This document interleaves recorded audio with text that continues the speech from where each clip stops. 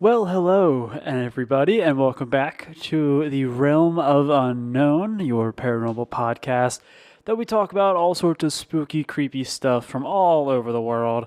But if you are new here or if you are a returning guest, my name is Shane. I am your host here, and this is actually a side series that we are doing here at Realm of Unknown.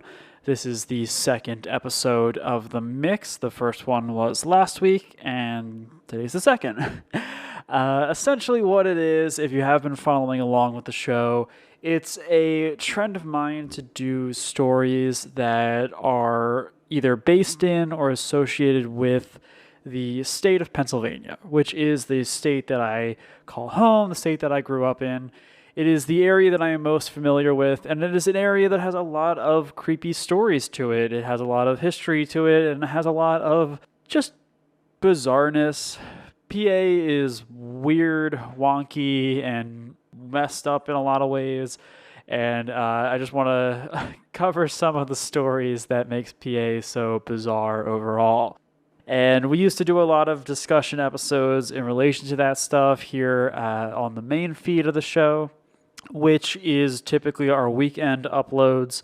And I tried to push it a bit more, and then I kind of went back on that decision because ultimately I want to talk about so many different things and I want to do so many different topics, and it's really hard to do topics if you're restricting yourself to only one state when there's so many interesting fun things that are out there that don't have to do with PA and have nothing to do with this state whatsoever.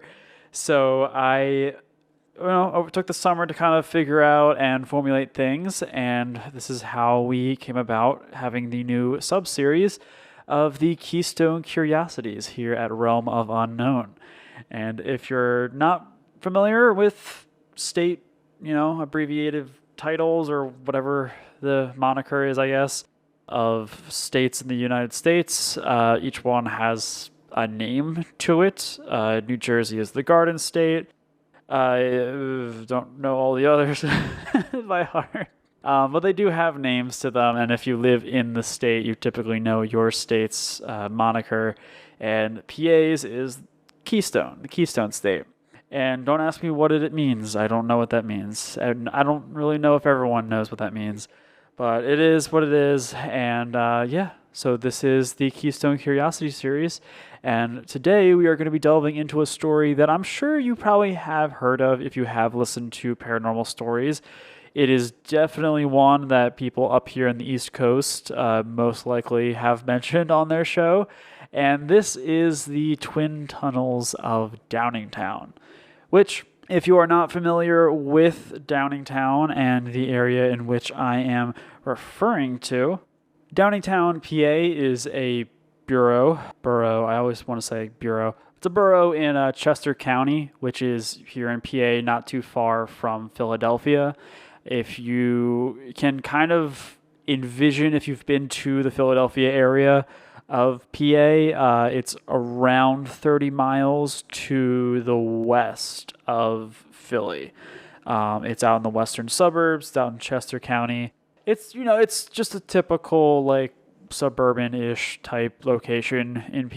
They're all fairly samey in the sense of town feel and layout. But it's one of those typical towns here in PA that have colonial roots, sort of small townish, kind of biggish suburb type vibe. It's kind of weird to describe, but you probably have a town near you that honestly has the same look and feel as towns here. But yeah, so that is Downingtown, and the Downingtown tunnels in specific are a thing that even if you mention it to locals, they will most likely know and most likely either have a story themselves or have heard of a story to give it a kind of eerie vibe to it. So the tunnels themselves were actually railroad tracks that ran through hills in the area. And right now, they are pretty much abandoned. There is some minor foot traffic to the area, primarily from like fishermen, explorers, teenagers who go there, hikers, etc. It's For the most part, though, they have been abandoned for several decades. They have been graffitied. Their bricks are kind of deteriorating. It's kind of just an abandoned site out in the woods that, again, has very minimal foot traffic to it.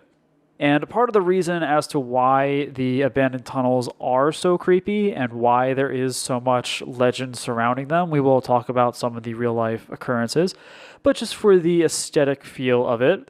Again, it's out in the woods. It's out in a more wooded area where, come nighttime, it gets very creepy. And the tunnels themselves actually bend into the hills that they're built into. And this causes a variety of illusions based off of how they were constructed. Because of the bend, you are not able to actually see the opposite side of the tunnel. Therefore, it feels as though the tunnel just goes on forever, especially at nighttime when it's just pitch black void in front of you. And even though it is pitch black, there are moments in which there are vague glimpses of light. This is due to the fact that the tunnel actually has slats inserted on the top of the hill, allowing for airflow. This is, again, back when it was railroad stuff and being constructed, mainly for airflow and for light to kind of bleed down into the tunnels.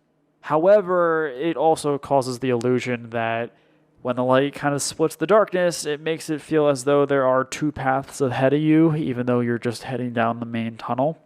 And all this sort of weird vibiness to it, along with it being abandoned for so long, has created this pretty much perfect combination of just an odd, eerie location where stories begin to develop. And the Twin Tunnels are pretty much a perfect example of where local legends become urban legends. And these ones in particular are ones that, if you're from the region, if you're from PA, if you're from the Jersey, Delaware, tri-state area, if you're from the East Coast, you've probably heard of these legends. If not, you probably have heard something similar to it because it's something that kind of extends elsewhere. But if you are definitely from the immediate surrounding states, you've likely heard some version of these stories. So we'll get into those right now. And one of the most well-known urban legends in association to the Twin Tunnels is that of a distraught young woman who, content warning, a lot of these have to do with hangings and suicides. She hung herself. Her story allegedly is taking place in the late 1800s to early 1900s, in which she gave birth out of wedlock and out of shame and being run out of her house, I guess. Committed suicide out of one of those shafts up at the top of the hill. A lot of the eeriness comes from the shafts. So she killed herself, and she died when her neck was broken by the rope.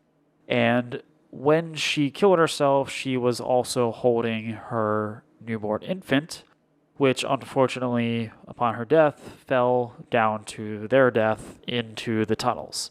And many people claim to see her body in particular swinging in the darkness, which is very eerie, as well as hearing the cries and wails of an infant echoing throughout the tunnels while they explore it at night.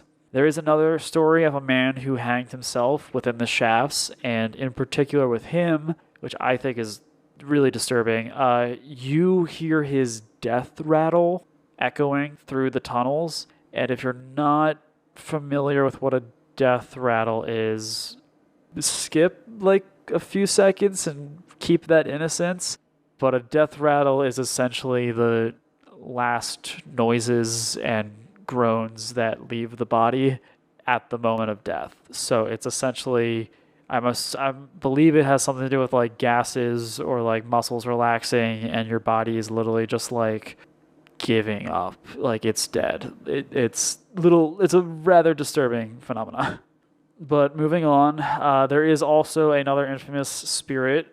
This one in particular is a man who is shrouded in darkness. He's pretty much described as a shadow person, essentially, who roams the tunnels pretty much aimlessly, back and forth, And there are two versions as to who this person might be.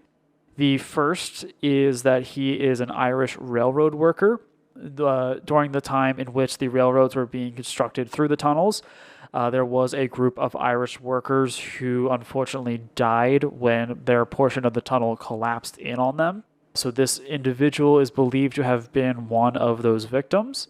The other story, which is kind of odd, but bear with me, is that the spirit that is spotted is the father who beat his son to death and then hid the son's body in the tunnels. It's weird. Legend goes that once he died, now he is forced to roam the tunnels. It's a little bizarre as to why the father is the one doing it, but it's one of the versions of the stories to explain what this shadow person is. And there is a wire that runs between the two tunnels, and supposedly there, again, another man hung himself. The legend goes that if you were to drive through the tunnels, turn off your lights. This is a very, very common trope in locations that you can visit. Turn off your lights and roll down your windows. You can begin to hear someone walking down the tunnel as if they're, walking through puddles. They're walking onto the dirt. And it's followed by the snap of a wire suddenly going taut. So it's an interesting phenomena. It's something that is relatively common if you go to haunted locations, like Crybaby Bridges have ones where your car gets pushed up if you leave it. Other ones have it so that you get like fingerprints on your windows. It's some sort of weird trope of going to places with your car and then having paranormal stuff occur there. I don't know. It's weird. It's just interesting. It's just, it's weird. And finally, this is a more in-depth story. This individual's spirit is supposedly also associated with the location. However, it's not too cut and dry or set in stone. It's a bit more debated. However, the story that occurs is very much real. It's a true crime that's pretty much infamous within the lore of the Twin Tunnels. And we'll get into this because this is the discovery of a murdered woman who was stuffed into a suitcase that pretty much is the sparking reason as to why the tunnels are so, bombarded with urban legends. Her mysterious death and the continued mystery of who she is in the forensic sense is pretty much, I would say, the cornerstone of the tunnel's legends. So, forensic-wise, upon her discovery, she was discovered by a fisherman. I believe... Do I not write this down? Oh. She was discovered by a fisherman, and I believe this was in 1995. She was discovered in the suitcase. Not all of her was discovered in the suitcase, only bits and pieces. She had been dead upon investigation for anywhere between 3 to 7 days prior to being discovered. She was estimated to be between the ages of 17 and 40, which is a rather large gap. She was either white or Hispanic. They don't know, which is weird. And she was estimated to be 5 foot 3 inches, along with being 130 pounds.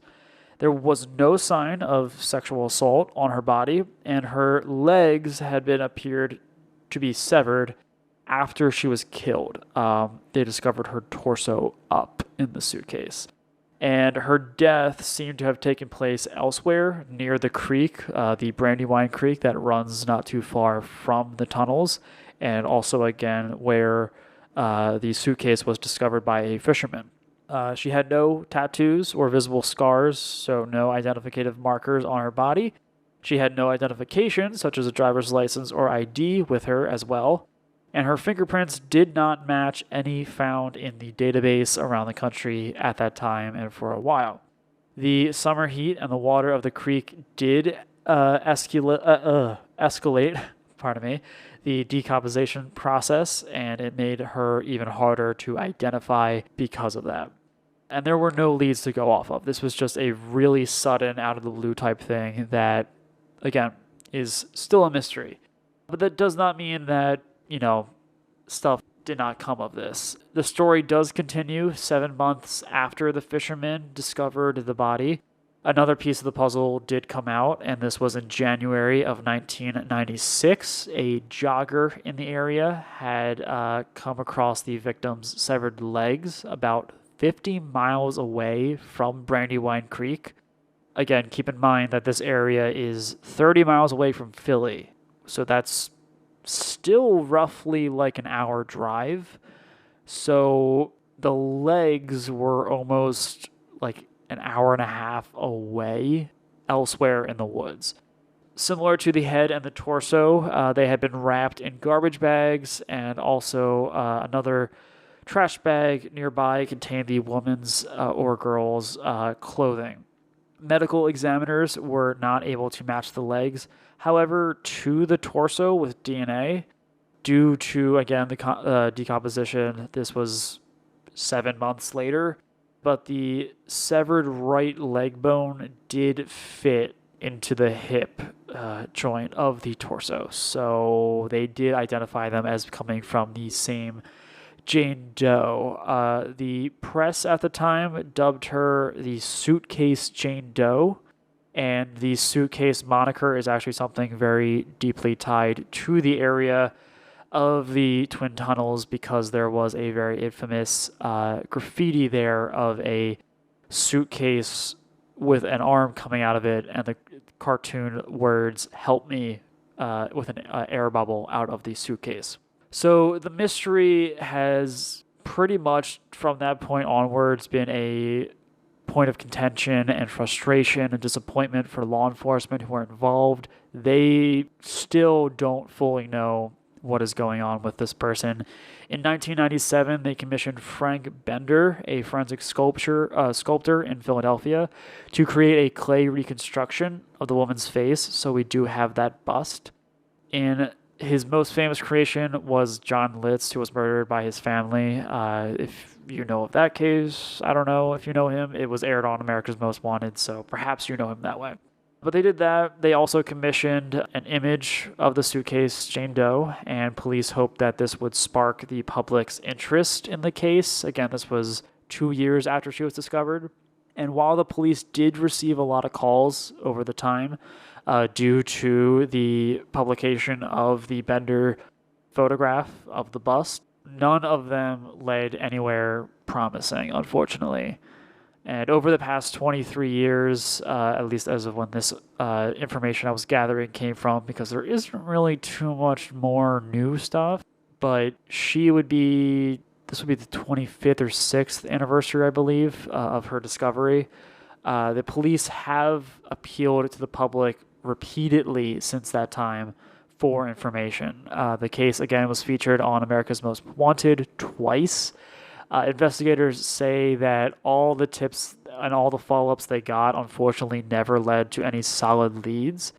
Although there is some glimmer of hope, in the year 2000, there was some potential that the victim matched the dental records from a possible missing woman in Virginia. However, the physical descriptions of the two women, the missing woman in Virginia and the Jane Doe that popped up here in PA, unfortunately don't match up super well. So it's kind of like a dead lead, but it's a possible outcome. We just still don't know. And unfortunately, the suitcase Jane Doe case remains a mystery to this day and is continuing to be a reason as to why the legend of the Twin Tunnels of Downingtown continues on to this day. And yeah, that is the Twin Tunnels of Downingtown here in Downingtown, Pennsylvania. I hope you guys enjoyed another glimpse into the strange bizarreness that is the state of PA. And let me know if you have any, stories of your own, any weird tunnels or roads down where you live that might have some haunted stories or unfortunate true crime associations with them. I'd love to hear them. There's a lot of weird roads out there. We've discussed a lot on this show. And I hope you guys had a great time. If you do want to check out more stuff from Realm of Unknown, you can check out the Patreon and help support the show at patreon.com/Realm of Unknown. You can do so with a $1, $3, and $5 tier list that gets you behind the scenes goodies, extra bonus episodes after every main installment of the podcast. We just did one over on about the Somerton man and the new discovery about what his potential identity is, another true crime thing, along with monthly polls and other behind the scenes goodies from investigations and stuff that I am working on in the background. If you can't do so financially, I totally understand, but support for the podcast really does go a long way. So if you could leave a 5-star review on wherever you listen to podcasts, Apple Podcast, Spotify, Stitcher, or whatever platform you prefer to listen to that allows you to leave reviews, it would be greatly appreciated. Obviously, I would prefer a 5-star, but I do understand if there needs to be some creative critiques going on within the reviews. Just be nice. Be nice. Otherwise, though, you can find us on social media, Realm of Unknown, pretty much everywhere. Whatever social platform you're on, I'm pretty much there. So just search Realm of Unknown. If you see my little skull face and the orange letters, that's me. Otherwise, there's a book out there with a very similar name, so avoid that. Although, I don't know. Apparently, it's a good book. But I do outbeat him in Google searches now. Thank you. But yeah, I hope you guys had a great time, and I hope you enjoyed another installment into the Keystone Curiosity Series here at Realm of Unknown. And until next time, guys, remember to stay spooky.